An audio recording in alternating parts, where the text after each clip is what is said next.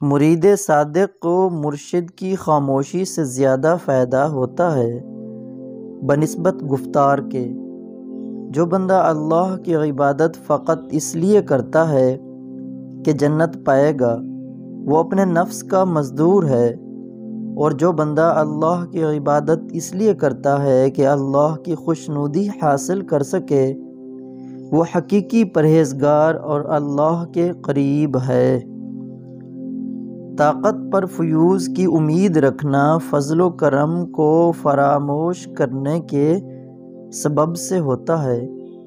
جو بھی بندہ اللہ کو دل سے یاد کرتا ہے، اللہ عز و جل اپنے سوا سب کی یاد اس کے دل سے دور کر دیتا ہے۔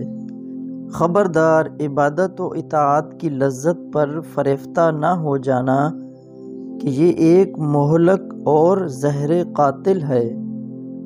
جو بندہ عورتوں کی طرف مصروف ہو جاتا ہے، وہ اپنے رب سے دور چلا جاتا ہے۔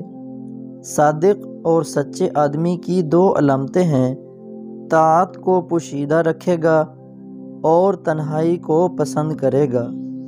محبت کی ایک نشانی یہ ہے کہ ہر اس چیز کو رد کر دے جو چیز اس کے محبوب کو ناپسند ہو۔ دل میں ایک درخت خوف کا ہوتا ہے جس کا پھل دعا اور گریہ زاری ہے۔ جب کوئی بندہ زیادہ کھاتا ہے تو فرشتے اس پر روتے ہیں۔ نیک بختی یہ ہے کہ فرما برداری کرتے ہوئے بھی ڈرتا ہے، اور بڑی بدبختی یہ ہے کہ گناہ کر کے بھی اللہ سے نہ ڈرے اور جنت کی امید میں رہے۔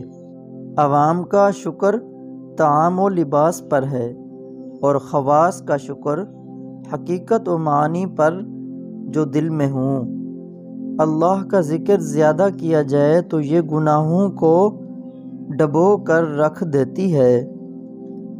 ایمان کی بنیاد 3 چیزوں پر منحصر ہے: اللہ کا خوف، اللہ سے امید، اللہ سے الفت۔ جو عورت کدو کے چھلکے خشک کر کے روز کھائے، وہ کبھی بھی بوڑھی نہیں لگے گی۔